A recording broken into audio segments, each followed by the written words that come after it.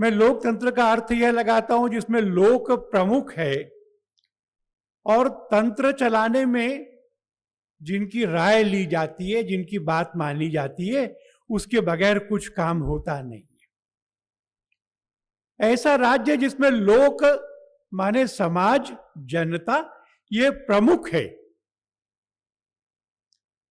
उसका भला होना, उससे परामर्श होना, उस परामर्श का आदर होना और उनकी सबकी राय से सरकार का, समाज का, धर्म का संचालन होना, वह लोकतंत्र है।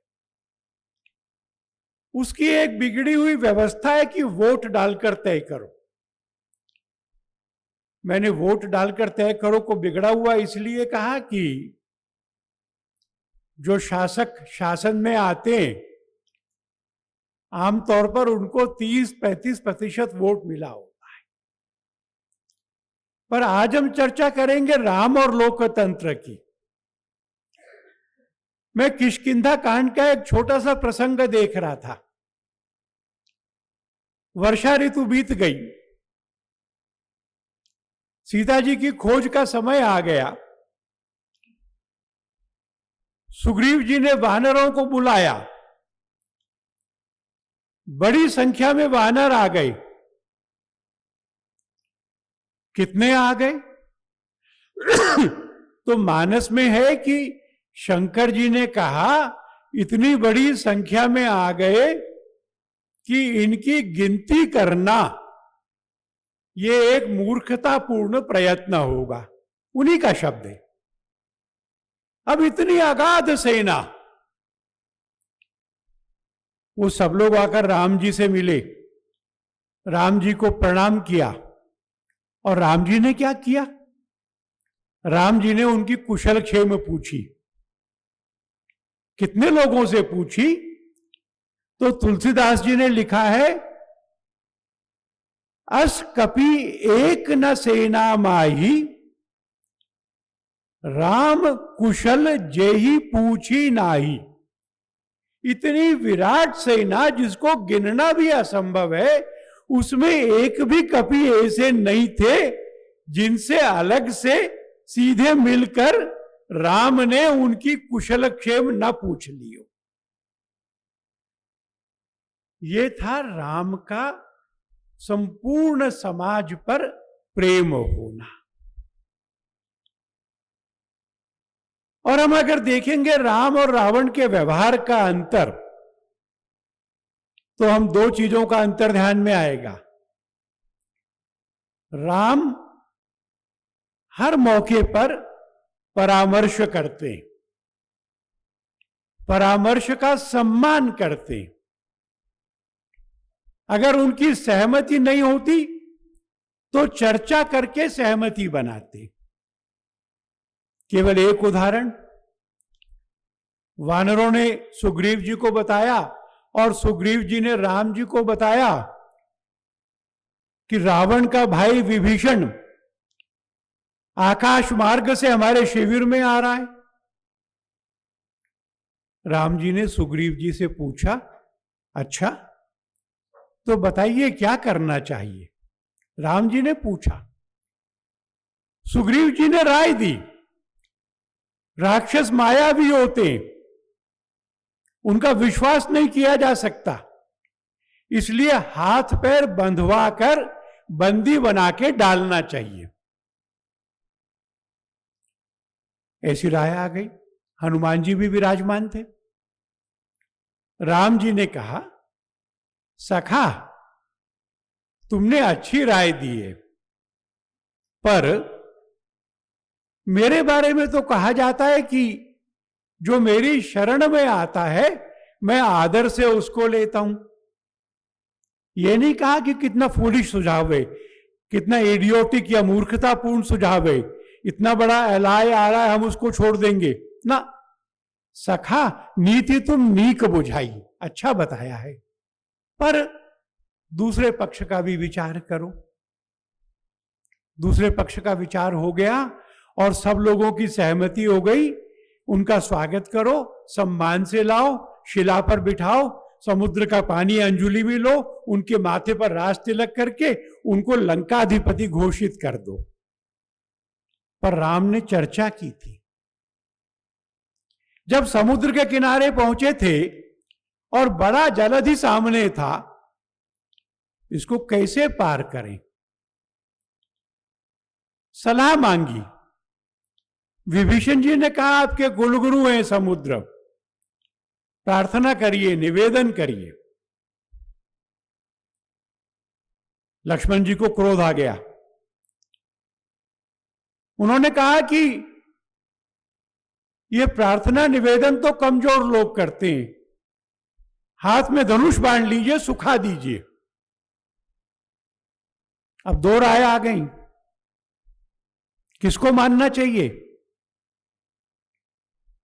राम जी ने लक्ष्मण को कहा, धीरज रखो, ऐसा भी होगा। और विभीषण जी की राय को मान लिया। सम्मान है राय का, राय को मांगना और राय के लिए आदर रखना, और जिसकी राय नहीं मांगी है उसको भी समझाना। रावण ऐसा नहीं करते। विभीषण राय देते तो उनको लात मारते, मंदोदरी राय देते तो उपहास करते, मंत्री राय देते तो क्रोधित होते। इसलिए लोकतंत्र का अर्थ अगर ऐसा है कि हम सब बातचीत करें, चर्चा करें, चर्चा में से निर्णय निकालें, तो राम जी तो ऐसे ही थे। और राम जी किसी षड्यंत्र के तहत वन में नहीं आए थे। जिस समय उनको युवराज बनाने की घोषणा हो गई, तैयारी हो गई, अवध में आनंद हो रहा था, तो देवताओं को लगा कि ये यहां राजा होंगे, यहीं रहेंगे, तो निशिचरहीन करऊं जगमई ये कैसे होगा? इनको तो पूरे समाज का संगठन करना है, समाज से मिलना है, सब अनुसूचित जाति जनजाति के लोगों को जोड़ना है, इनको वन में जाना चाहिए। इसलिए देवताओं की प्रेरणा से सरस्वती जी ने मंथरा की बुद्धि में ये विचार लाया। माने राम जी वन में गए, इसकी रचना भी उन्होंने ही की थी। और इसलिए 14 वर्ष किस काम में लगे? जंगलों में, गुफाओं में, पर्वतों में, दूरस्थ स्थानों में जाकर मिलने में। दोनों में अंतर है। आप अपने क्षेत्र के कमजोर समाज के उद्धार के लिए दिल्ली में बैठक करें, विज्ञान भवन में सम्मेलन करें या अयोध्या में करें, ये एक बात है। और आप अपने राजसी परिधान को छोड़कर, वैभव को छोड़कर, छत्र और सेना को छोड़कर तापस वेश में, लटाओं वाले बालों में, नंगे पैर एक आश्रम से दूसरे आश्रम में जाएं, एक बस्ती से दूसरी बस्ती के बाहर जाएं और उस सब समाज को मित्र बनाकर गले लगाएं। दोनों में अंतर है। और यह अंतर कितना बड़ा है? विनय पत्रिका में गोस्वामी जी ने लिखा कि राम जो अवतार लेकर आए थे, वही राम तो निराकार निर्गुण है। देवता भी उस निराकार निर्गुण राम की उपासना करते, उपासना करके भी उनको पाते नहीं है। देवता भी नहीं पाते। और उसके बाद तुलसीदास जी ने लिखा कि जिस राम को देवता भी अपने चिंतन में नहीं आ पाते, उन राम के पास में जब केवट राज गए, चरण छुए, राम खड़े हो गए। राम ने अपनी दोनों भुजाएं फैला दी, निमंत्रण दिया कि आओ गले मिलो।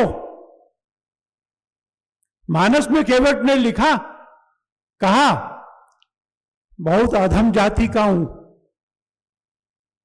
जाति, छोटी जाति।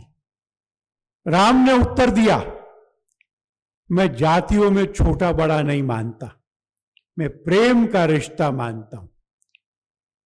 और आगे बढ़ के उन्होंने केवट को गले लगा लिया। दोनों की आंखों से आंसू बह उठे, दोनों के शरीर रोमांचित हो गए, दोनों के अंग प्रेम से शिथिल हो गए। यह लोकतंत्र था। त्रिभुवन का राजा राम केवट के पास जाकर उसके पैर छूने के बाद में उनको उठा करके मित्र कह रहे हैं, तुम भरत जैसे मेरे भाई हो, ये कह रहे हैं। 2 साल पहले मैं किष्किंधा गया। एक 400 कदम जंगल में चलना, एक नदी को नदी से पार करना, थोड़ी सीढ़ी चढ़ना और ऋष्यमुख पर्वत आ जाता है। एक गुफा है, बड़ी गुफा है, वहां पर हनुमान चालीसा पढ़ ली। और हनुमान चालीसा पढ़ने के बाद बीच में अग्नि जल रही थी। हमारे गाइड ने हमें कहा यह सुग्रीव जी की गुफा है। हनुमान जी अपने कंधे पे राम और लक्ष्मण को लेकर यहां आए थे। यहां इन दोनों की चर्चा हुई थी, यहां इन दोनों की मित्रता हुई थी, राम की और सुग्रीव की। और उस मित्रता को साक्षी करने के लिए यहां अग्नि जला करके उन्होंने उसकी परिक्रमा की थी। सुग्रीव और राम का संबंध मित्र का हुआ, सुग्रीव और केवट का संबंध मित्र का हुआ। सीता जी का हरण हो गया, राम जी दुख में थे, परेशानी में थे, विलाप कर रहे थे, सीता को ढूंढ रहे थे। उनको गीधराज मिले। गीधराज ने बताया उनको और कहा कि आपकी प्रतीक्षा में प्राण बचा के रखे थे, जा रहा हूं। गीधराज का देहांत हो गया। उनका संस्कार होना था। मरे हुए जानवर का मांस खाने वाले अधम, ऐसा कहने वाले जिसको कहते हैं। राम जी ने किसी को आदेश नहीं दिया कि उनके संस्कार की व्यवस्था करो। राम ने राज्य कोष का कोई पैसा नहीं लगाया उस पर। राम जी रुके और स्वयं अपने हाथों से गीधराज का संस्कार किया था। ये उदाहरण मैंने आपको इसलिए कहे कि जाति पाति से ऊपर उठकर जो अत्यंत पिछड़ी जाति के लोग भी रहे होंगे, चाहे वानर रहे होंगे, चाहे रीछ रहे होंगे, चाहे गीध रहे होंगे, उन सब के पास जाकर, स्वयं होकर पास जाकर के उनको अपने प्रेम के बंधन में बांध करके ऊंचा उठा लेना। और इतना ऊंचा उठाना, इतना सामर्थ्यशाली बनाना, इतना बलवान बनाना, इतना आत्मविश्वस्त बनाना कि जिस समय वो रावण को मारने के लिए जाने वाले थे और समुद्र के किनारे खड़े थे, तो यह वह सेना थी जिसने पुल बना लिया। अयोध्या की सेना नहीं आई थी, मिथिला की सेना नहीं आई थी। इन्होंने पुल बनाया, पार किया, रावण की सेना को चुनौती दी और अपने पराक्रम और पुरुषार्थ से, राम के आशीर्वाद से विजय प्राप्त की। राम जी चाहते तो अकेले रावण को और उसकी सेना को मार सकते थे। ऐसा होता तो उनको अवतार लेके आने की जरूरत नहीं थी। अवतार लेकर आने का तो उद्देश्य यह था कि समाज के लोगों का संगठन करना, पुरुषार्थ जगाना, संस्कार जगाना, उनके जीवन स्तर को उन्नत करना, बराबरी के स्तर पर आकर उन्नत करना। और पूरे जीवन भर राम ने यही किया। मैं समझता हूं कि राम जी के जीवन का अध्ययन करने से आजकल के राजनेताओं को भी बहुत सारे सूत्र मिलते। मैं जब थोड़ा समय विधायक रहा और हनुमान चालीसा पढ़ता था, तो बार बार मेरी मन और ध्यान सब पर राम, तपस्वी राजा, इस पर आकर अटकता था। राजा कैसा? तपस्वी राजा। तप किसका? प्रजा के अभिरंजन का। ऐसा राजा तपस्वी होता है, लोकाभिमुख होता है, लोगों के बीच में रहता है, उनको मित्र और भाई मानता है, बड़ा काम किया तो उपकार मानता है कि हनुमान जी आपका तो उपकार इतना बड़ा है कि मैं जीवन में कभी ऋण नहीं उतार सकता हूं। यह लोकतंत्र है, यह लोक की प्रमुखता है। ये राम ने अपने अवतार काल में निभाई, ये कृष्ण ने अपने अवतार काल में निभाई। और इसलिए जब हम लोकतंत्र की बात करते हैं तो उसके लिए हमको इंग्लैंड या अमेरिका का मॉडल देखने की जरूरत नहीं है। हम भारत का मॉडल देखें, राम जी के जीवन में देखें। आपने मुझे बुलाया, सुना, आपका बहुत बहुत धन्यवाद।